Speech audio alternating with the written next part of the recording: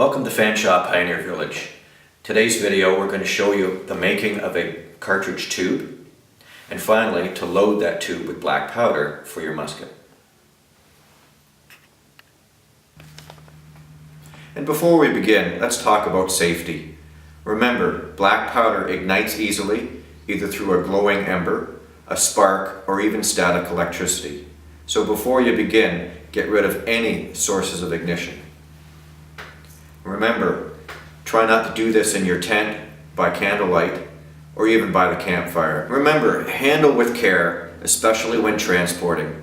Keep black powder stored secure in a cool, dry place until you need it. Put it into a cartridge or keep it in the can. Remember, stay safe. Tools required to make the final cartridge. You'll need paper, scissors, possibly a template,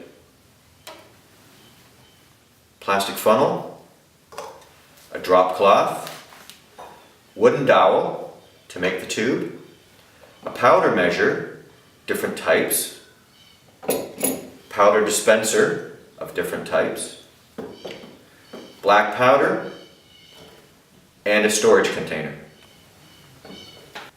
Shown here again, the different supplies that you'll need.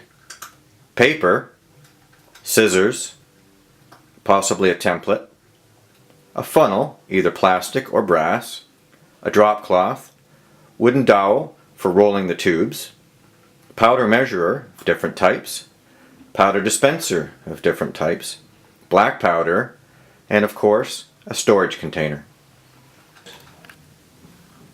Before we show you making the finished cartridge tube, we want to talk about paper choices. You can use newsprint or yellow pages. It's a thin paper. You can also use a 8.5 by 11 sheet of computer paper or a craft paper. Each choice has its own benefits and distractions. Newsprint tends to be a little lighter, but is easier to bite off. Computer paper is a little bit heavier, tends to retain its shape better. Each of these paper choices gives you different types of cartridge tubes, and it's up to you which one you choose as a final result, and it's all personal preference. We will show you today using an 8.5 by 11 computer sheet of paper. To make a finished cartridge tube using a template, take the template on our piece of paper, whether it be computer paper, newsprint, yellow pages. We mark off the indications on the corners, like that. Take your pair of scissors, cut on the lines,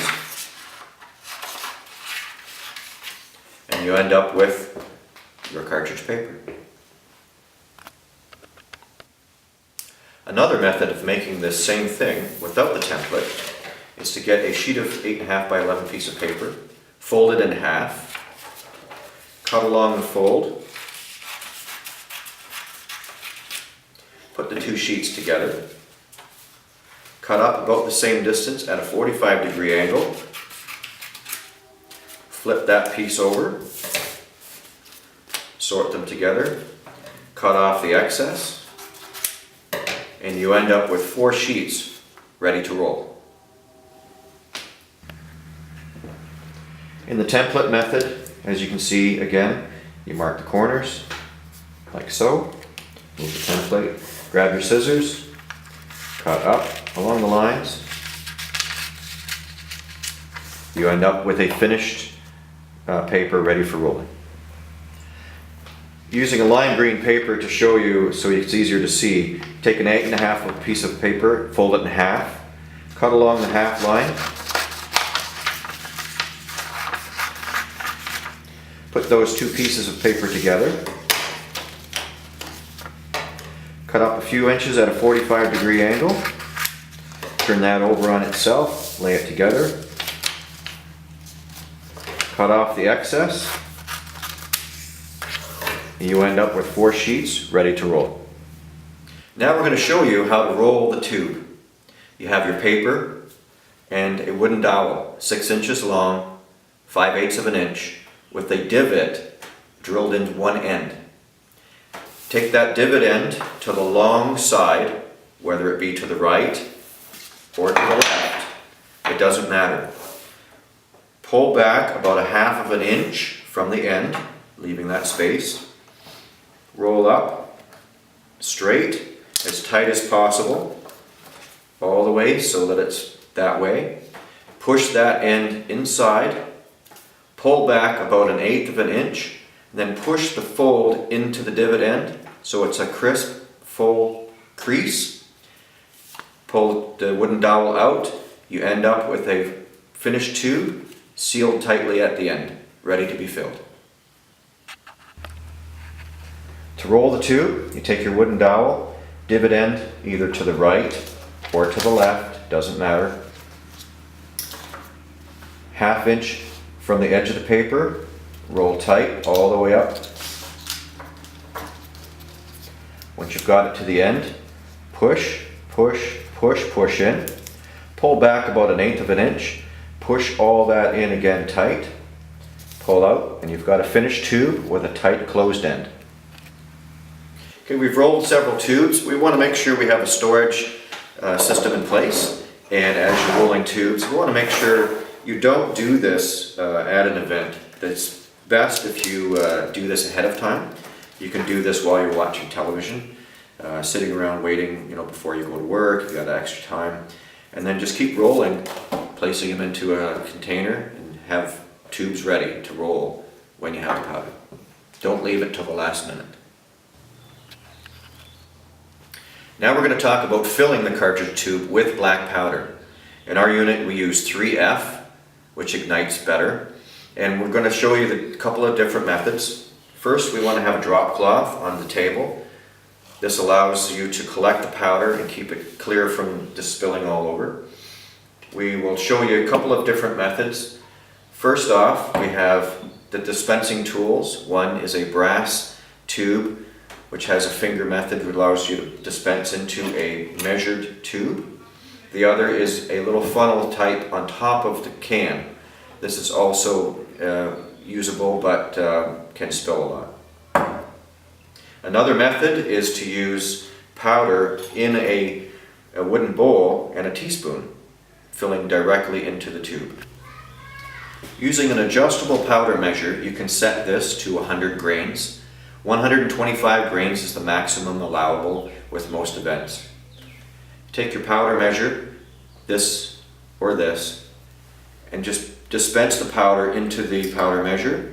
Be careful, it is very, very black and dark. You want good lighting to be able to do this. Once you have the powder measure full, take one of your paper tubes you've made ahead of time, pour that in there, pinch it up, whichever method that you choose. We'll show you different types. You have a finished cartridge tube that goes into your storage system. In this loading method, we use a wooden bowl filled with black powder and a teaspoon measure, aluminum, so it doesn't spark, the plastic funnel, and your cartridge box loaded with tubes ready to go. You scoop out one measure, just slightly more than 1 teaspoon, put the funnel in the tube, and pour. Bring the funnel over it again, and pour, and pour. A quick method of filling 16 at a time. Once the tubes are filled with powder, we're going to pinch off the top, and we're going to show you 2 different methods. The first method shown for folding is to just fold it over about 1/4 of an inch, fold it over again, and pinch off the corner. Done. Another method is to make the actual tail, which tucks into the fold itself, such as this one. You want to orient the tube so that this point here is turned around to the back. You fold it over 45 degrees, and then you turn that tail into itself, pushing into the fold, and pinch off, and you have a finished tube. Method 1, pinch, fold over, pinch the corner. Method 2, turn the cartridge around this way, fold over the corner, pinch it off, pull this down and into the slot. Done. So that's making a cartridge tube filled, ready for a reenactment. And again, it doesn't matter paper choice, fold method, what you want to result is a finished cartridge tube that works for you, what you're comfortable with, and one that doesn't leak. We've shown you how to make the paper tubes, how to load them with black powder, how to pinch off the top in 2 different methods, and now you're ready to play. So now you've got your cartridge ready for your musket. Now it's up to you. Remember, be safe.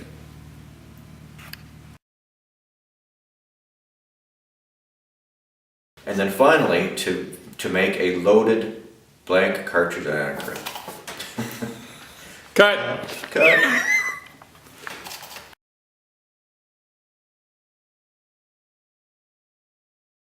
This is a fancy one. And I'll just do that again. Get together with a device like, oh fuck, that sounds stupid. Cut. The other method, you can, just do that again. In a good tight area where blah blah, this is, yeah. So make sure you get rid of any combustible source, anyone.